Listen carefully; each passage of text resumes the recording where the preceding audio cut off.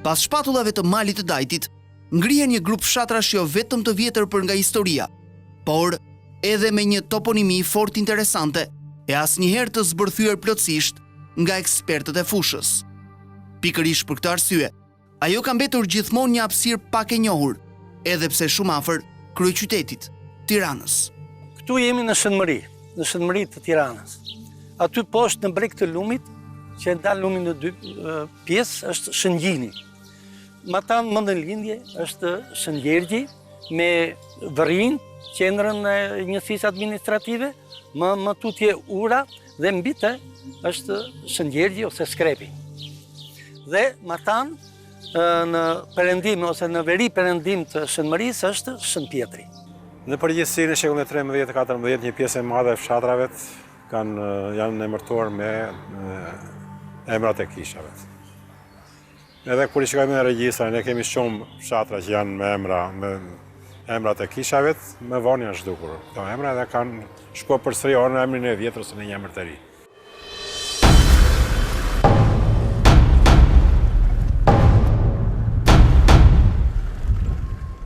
Askush deri më sot nuk ka dhënë një përgjigje të plotë dhe shtruese se përse në një hapësirë kaq të vogël gjenden kaq shumë vendbanime që mbajnë emra shenjtorësh. Sigurisht, kjo nuk mund të jetë e rastësishme. Ne do të prekim, do të njohim një prej tyre. Shënmërinë, një fshat që mbart pafund enigma, jo thjesht në trajtën e toponimisë, por edhe objekteve arkeologjike. Këtu, kërkimet të mirëfillta nuk janë bërë kurrë. Ndaj ne do të përpiqemi të hedhim dritë më shumë mbi këtë fshat që njihet edhe si vendi i 100 burimeve.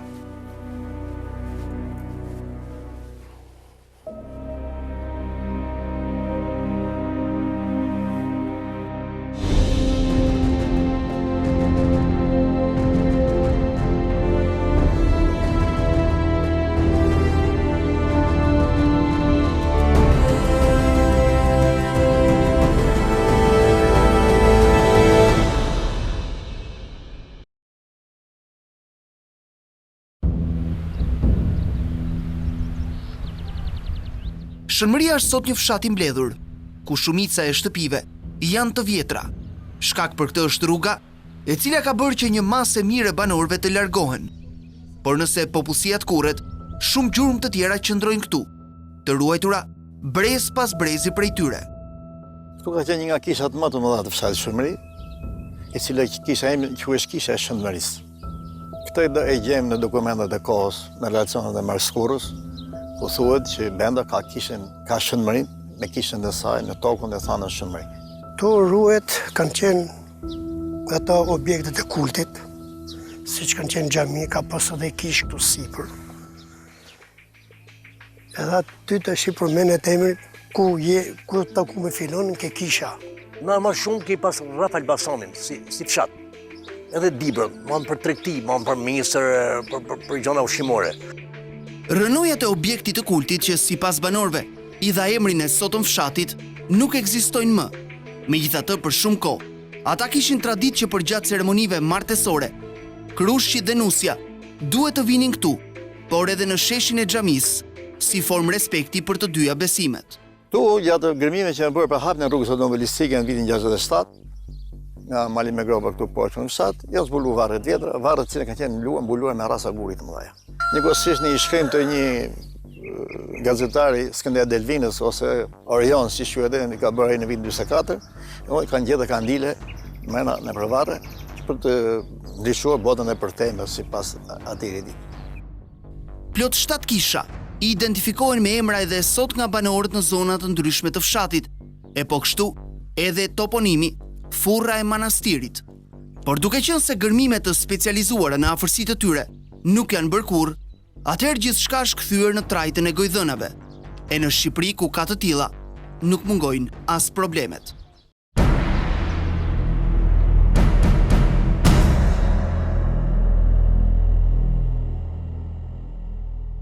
Një legjend thot se me pushtimin osman priftërinë të këtushëm i fshen të gjitha pasuritë në një vend të sigurt.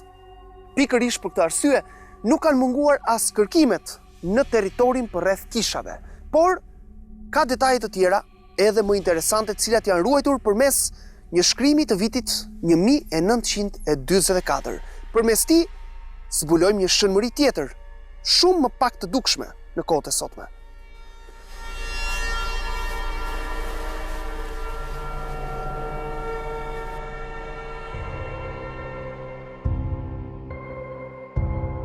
Si për një kodre, gjenden ca varre të vjetra që kanë një gjatësi të jashtëzakonshme, e të japin përshtypjen se në to pushojnë njerëz prehistorik ose pellazgjik prallor. Në gërmimet e tyre janë gjetur kandile, se për çfarë shërbenin ose për çfarë arsye i kallnin në varr me të vdekurit nuk dihet mirë. Një gjë e tillë ka sigurisht lidhje me ritet fetare, pjellë besimeve të ndryshme pagane që kanë lënë gjurmë edhe në kristianizëm. Mund të mendohet se ky kandil vihesh me qëllim që të ndriçojë errësirën e thellë të botës së fikur për të ndihmuar të vdekurin të gjejë udhën e drejtë, ose për t'i ruajtur nga influenca e djallit dhe rreziku e errësirës plot me nzyra. Këto të dhëna të shkruara në vitin 1944 sigurisht i kanë dhënë udhë mjaft amendësimeve. Megjithatë, sipas arkeologëve, riti të vendosurit të kandilëve brenda varreve daton që nga shekulli 6 para erës sonë e deri në atë të 4 pas erës sonë. Sigurisht është e vështirë të thuhet nëse objektet që ka parë autori i shkrimit në atë kohë kanë qenë vërtet kandil. Në qoftë kështu, atëherë kjo tregon se ky vend jetohej në kohë fort të hershme, e ky nuk është fakti i vetëm që e dëshmon këtë gjë. Ky vendi këtu quhet Kala, por nuk ka rënoja. Si duket ka rashqit vendi nga sipër mali dhe duket sepse edhe atje ka një shkëputje dhe edhe duhet këtë mbuluar rënoje, sepse toponimi nuk është kot. Banorët e lash nuk e kanë vënë kot emrin Kala, por rënoja nuk ka. Ne kemi edhe raste që neve në sipërfaqe nuk kemi asnjë gjurmë. Kështu që, por ne nisemi edhe nga pozicioni që ka ajo. Edhe atje ku thonë ata kalaqesh jashtë shëmërisë, pozicioni është i mirë, por ka nevojë për vëzhgime më të thelluara për ta parë. Pa bërë një sondazh nuk e përcakton dot. Kështu ka ndodhur vetëm pak më parë, edhe me Kalan e Skrepit në Shëngjergj. As aty nuk ishte asnjë gjurmë, madje edhe vetë banorët në shumicë nuk ishin në dieni të saj. E pra nën tokë, në fakt qëndronte një kala. E atëherë është e pamundur të mos mendosh se edhe këtu ka një të tillë. Po, kam folur dhe me një gjeolog, me një inxhinier gjeolog, edhe ai ashtu më tha që ka qedu mali, domethënë edhe duket edhe nga sipër, ka rëshqit, edhe e ka mbuluar, si duket, ka mbuluar rënojet asaj kohe, sepse s'ka se si. Nuk ka asnjë lloj sheje, një mbeturin, për shembull një tulla, një tjegulla, një copë llaç nuk ka. Por vendi quhet Kala.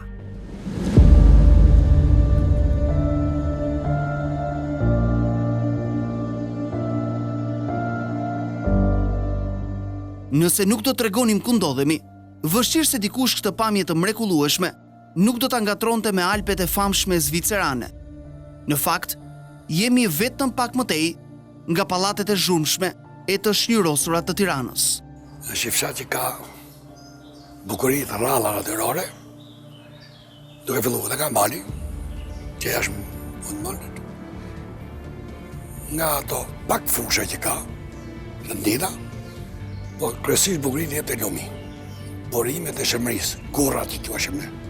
Prandaj i beti si fshati i burimeve, sa që në një periudhë disa shumë vite më parë, janë ndronë emrin nga Shënmëri ja bën Burimas, po që nuk qëndroi. Mbase edhe emri Shënmëri lidhet ndoshta me burimet dhe se ujti është një shehtë në vetvete, pa ujë s'ka jetë. Dy sistemet e kalume, në Shëmëri vishin njerëz për pushime verore, në familje, kuptohet, me miqësi, me shoqëni. Vishin njerëz që ishin të smurë kryesisht me smundjen e TBC-s, tuberkulozit. Bile aty nga vitet 50 ca u fort që do bëhet një sanitarium, jo këtu, po do bëhet atje. Pastaj u larg në rres. Dikur këtu mes fshatit deri e Shënmëri, ngrihej edhe një rezervat me derra të egër, ku vinin për të gjuajtur disa ndër krerët më të lartë të periudhës së diktaturës, siç ishin Mehmet Sheu, Beqir Balluku apo Kadri Azbiu. Sot, pavarësisht moratoriumit, vendin e tyre e kanë zënë, siç tregojnë banorët, shefa e të plot fuqishëm të ndryshëm të policisë së shtetit. Ata me sa duket, e ndjejnë veten mbi gjithçka, edhe mbi këtë moratorium.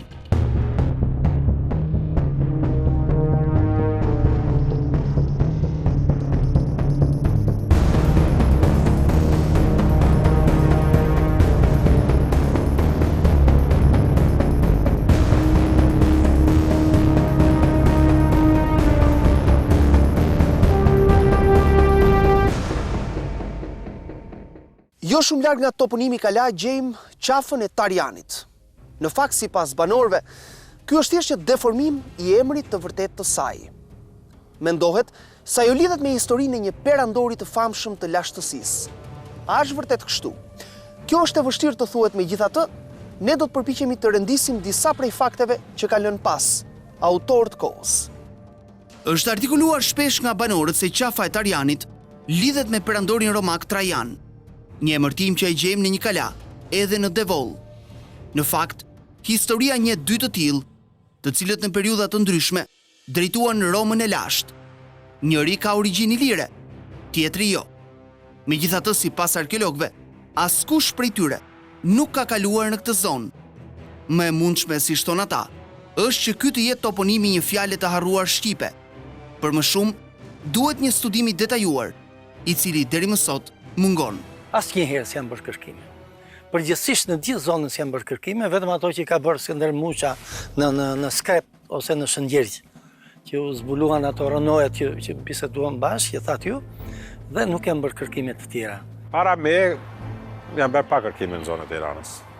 Me thënë, janë bërë në vitet 70, nga Bepi Jubani, me thënë, jo më shumë duke shkuar të vendi, po më shumë duke mbledhur këto toponimet Qytez, Kala.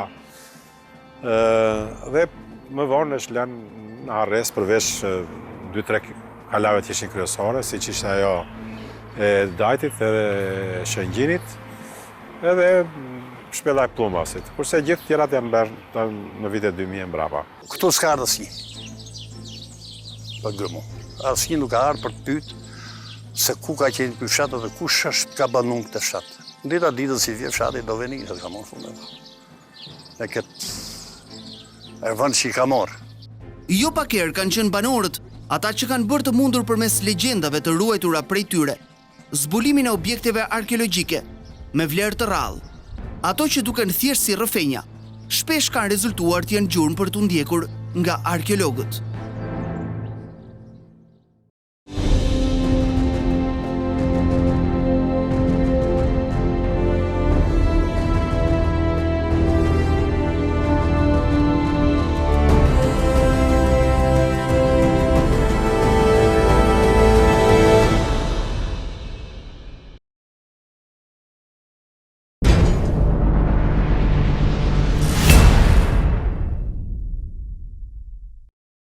Fakti që jeta këtu i ka fillesat që në periudhat më të lashta dëshmohet edhe nga një ujësiellës i veçantë në llojin e tij.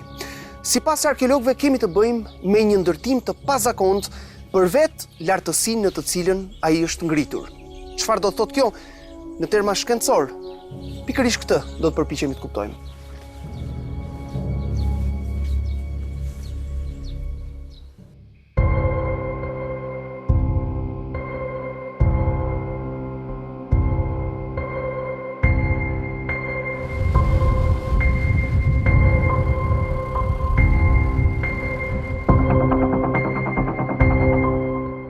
Format karstike i japi një pamje të rrallë malit me gropa, i derdhur mes malit të Dajtit, malësisë së Shëndjergjit e kështu me radhë. Ky vend për fat të keq, më shumë është përmendur për krimet e kryera gjatë periudhës së komunizmit. Ka qenë kjo arsyeja se përse bukurit apo të fshetat e malit me gropa kanë mbetur gjithmonë në hije. E ato nuk janë pak.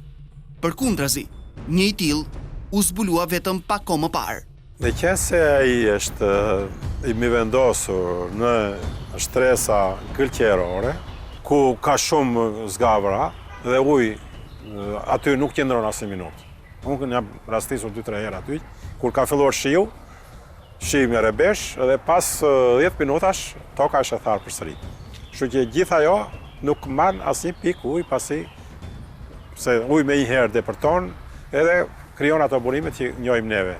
Burimin e shëmërisë që është një burim i madh, burimin e selitës që është burim prapë i madh, edhe burimin e gurit bar, po ashtu që është një burim i madh. Ndryshimet e shpeshta të motit në malin me gropa sjellin shira thuajse të përditshëm dhe po aq e shpejt është edhe zhdukja e ujit në zgavrat e thella, që më pas furnizojnë burimet e mëdha të selitës dhe shënmërisë. Janë pikërisht këto burime që prej një kohe të gjatë kanë shuar retjen e Tiranës dhe janë përdorur edhe për hecin e Lana Bregasit. Mali me gropa, thash, jo vetëm nga unikaliteti i mënyrës së gropave që vinë njëra pas tjetrës, është një lloj sikur të kthesh këto qeleshet njërën mbrapsht tjetër mbar, sipas disa përshkrimeve të specialistëve të natyrës, edhe të bujqësisë, në malin me gropa rritën rreth 200 lloje bimësh të dobishme dhe të padobishme, po kryesisht mjekësore.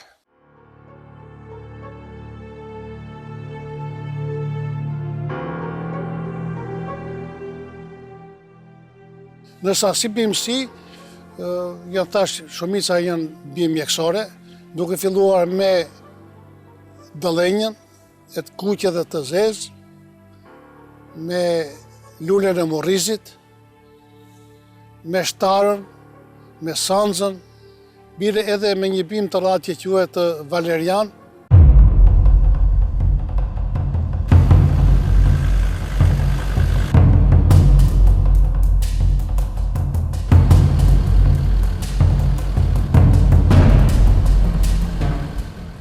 Pikërisht në të vend që ngrihet pas, në Kodrën e Markut, rreth 1732 metra mbi nivelin e detit, janë zbuluar gjymtyrët e ujësjellësit të hershëm. Ai vazhdonte për një gjatësi rreth 300 metra nga pjesa e sipërme për në Lugin, ku edhe sot identifikohet toponimi Hurdhat e Markut.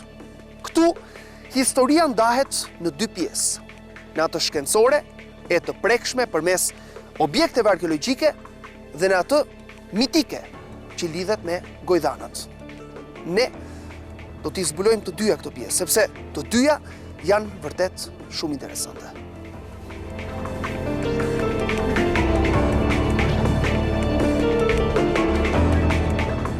Unë vetës jam i Dashnjës 51 dhe ne si familje vonë nuk im pas stan. Po gjajat e mi, njësët mi ta afërtje kanë pas stanë këtu, deri vonë dhe bile njëri deri vetë ka qenë me stan një djale gjajajt. Në bisedat të nëshme thonin që uji krojt vjetër, si që thonë të me folmen e zonës, dhe thonë ka qenë sjellë poshtë me tuba qeramike deri në ku quhen Hurdhat e Markut, tu e 300 metra poshtë. Pra ka qenë kjo rrëfenjë që ka bërë banorët të kërkojnë tubin e qeramikës, i cili sillte ujë nga kroji i vjetër në pjesën e poshtme të fushës. Gjithçka u bë e dukshme pas kërkimeve të tyre disa vite më parë. Botova një libër për fisin tim për 9 brezash, duke filluar që nga viti 1700 ca, i 720, atëherë ku ishte vendosur shumëri, se kanë ardhur nga kryja, kërkoja të gjeja një 2 tuba për të ekspozuar në libër. Kemi pas tu, nëse nuk e gjeta, atëherë vendose që të vija vetë, të kërkonim, gjenim. Dhe kështu një të bukur me njërin që ka pas stanë këtu afër, që fëmijë i dinte ku kalonte pak a shumë kë, erdhën dhe në 2011, në shkurt të 2011, erdhën dhe zbuluan mua 2 tuba që këtej. Banorët thërritën arkeologun Skënder Muçaj, të cilit i kërkuan të vlerësonte e datonte këto tuba qeramike. Nuhatja e tyre nuk rezultoi e gabuar, sepse zbulimi ishte vërtet i rrallë. Dhe kjo, thash, është rasti i parë që e ndeshim neve, jo vetëm që e ndeshim në një lartësi kaq të madhe një ujësjellës, por e ndeshim edhe për një funksion ekonomik. Kurse në rastet e tjera kemi të ujësjellësat që furnizojnë o fshatin, o furnizojnë një vilë të periudhës romake, ose një ndërtesë të periudhës mesjetare, ose një kompleks në periudhën otomane. Kështu që thash, është rasti i parë dhe është edhe interesant për arsye se tregon që kjo zonë ishte zonë e rëndësishme për blegtorinë. Marku, kjo mori emrin Kodrën e Markut për arsye se Marku ishte, si thueshë, në kohën e luftës, në kohën e Skënderbeut, si person ka ekzistuar që në periudhën e Skënderbeut, pra sheku më parë, ishte poseduesi kësaj kodre edhe ishte lajmtar ose vrojtues, sepse po të njëjtës lart, 1700 ca metra, shef shumë larg. A ishte Marku një lajmëtar i ushtrisë së Gjergj Kastriotit? Kjo është një dhënë e banorëve që nuk mund të verifikohet, por fakti është se kodra dhe pjesa e poshtme e fushës mbajnë emrin e tij. Mali me gropa gjithmonë është konsideruar si një hapësirë ku nuk ka patur vendbanime, por toponimia krijon shpeshherë dyshimet e saj.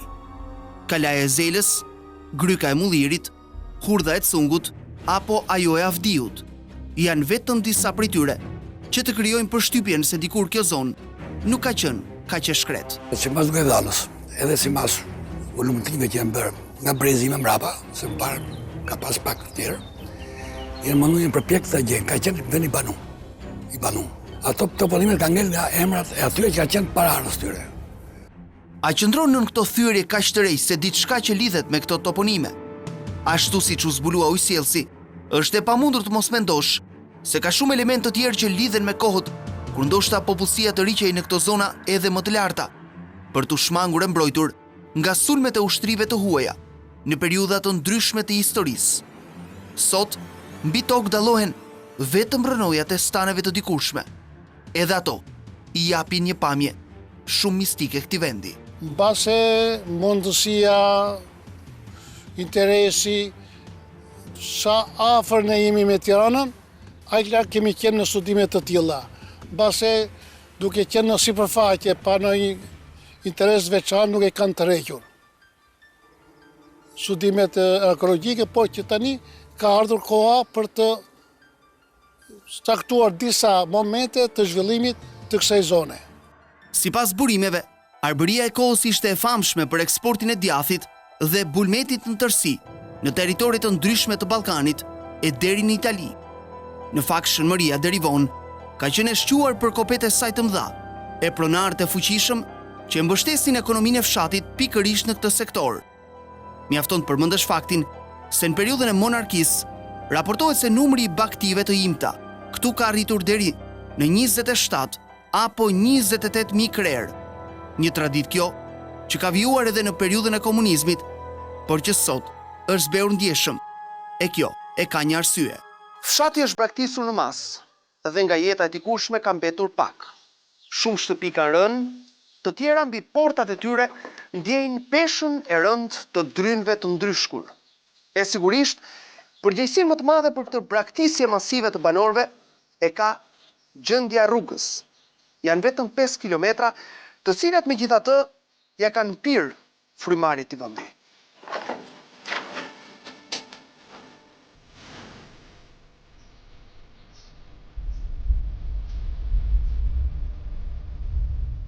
Ky është një fshat i banuar shumë i hershëm. Një fshat me tradita, me arsim. Dhe një fshat i ka ardhur çdo vit duke ushtu deri në 90-ën. Në 90-ën, që gjithë vendet tjera në fjalë që filloi demokracia, dhe këtu ka dikjes. Ka pas 1200 banorë. Sot mund të ketë 500 ca, 530, 550 banorë. Dikur kishe shumë njerëz edhe grëmëlloqen, tani ka hik pjesa më madhe e rinis ka hik.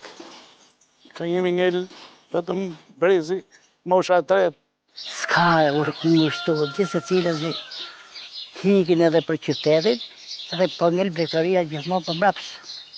S'ka më shumë blegëtori këtu.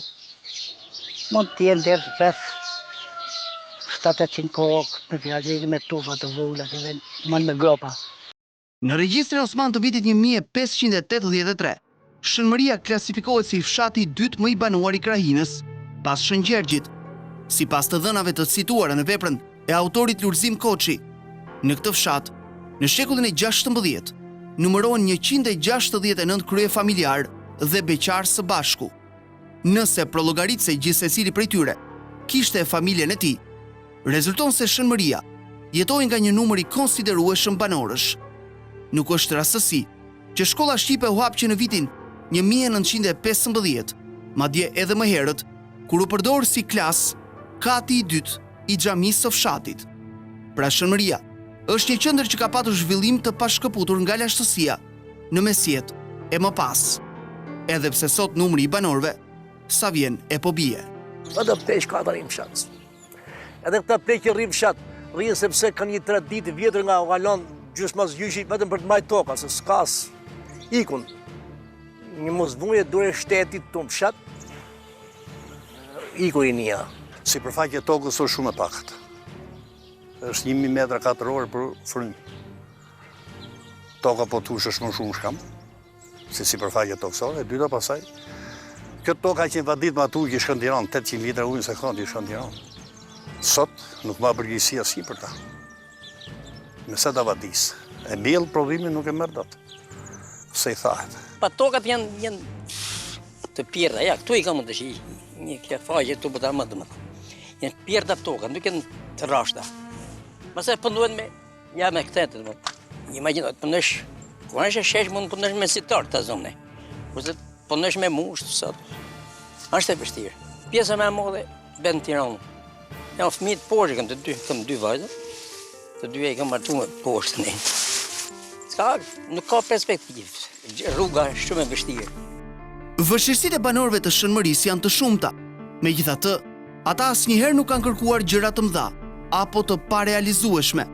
Përkundrazi, elementët më minimal të shërbimeve që duhet t'u garantohen një komuniteti të konsiderueshëm për nga numri. Çka është më thelbësore? Ata kërkojnë një rrugë, vetëm një grush kilometrash, e cila jo vetëm do t'i nxirrte nga izolimi dhe pamundësia për të çuar në treg prodhimet e tyre, por edhe do t'u jepte atë status që kanë patur gjithmonë që në kohë të vjetra, si një fshat, një zonë turistike që meriton të njihet e zbulohet. E këtë e shprehu bukur e qartë që në vitin 1944 edhe gazetari Skënder Delvina në shkrimin e publikuar në revistën Drini. Shtëpit janë, kuptohet, të thjeshta, e nuk paraqesin komoditetet që kërkohen nga udhëtarët e lodhur. Odat e mëdha, minderet e vjetra, llambat të zbeta shkëlqejnë natën, duke lënë gjysmë errësirë, ndërsa jashtë, shushuritja e ujrave të vënë në gjumë të ëmbël. Një hotel veror do të ishte i bukur në ato vende, por për arsye komunikacioni dhe për shkaqe ekonomike, tash për tash nuk është i realizueshëm. Sigurisht në atë kohë, ndoshta ka qenë e vështirë, por sot jo. Shënmëria mund të kthehet ashtu si e gjithë kjo zonë në një pikë jo vetëm të rejse për nga natyra, por edhe me shumë trashëgimi, monumente, mistere, e enigma që çdo qytetar do t'ia vlente t'i zbulonte, qoftë edhe për pak orë. Pra Shënmëria përveç se është një vend i gjithi për të zbuluar, i ofron jashtëzakonisht shumë edhe Tiranës. E megjithatë, sot është në këtë gjendje. Nuk ka rrugë, nuk ka mbështetje, nuk ka asnjë projekt të deritanishëm për t'i shplurosur këto vlera. Për nga kilometrat ky fshat është shumë afër kryeqytetit, zhurmave dhe zhvillimit të tij, por për nga realiteti se kush mund të gjykojë vetë. Për Gjumë Shqiptare nga fshati Shënmëri, Marin Mema.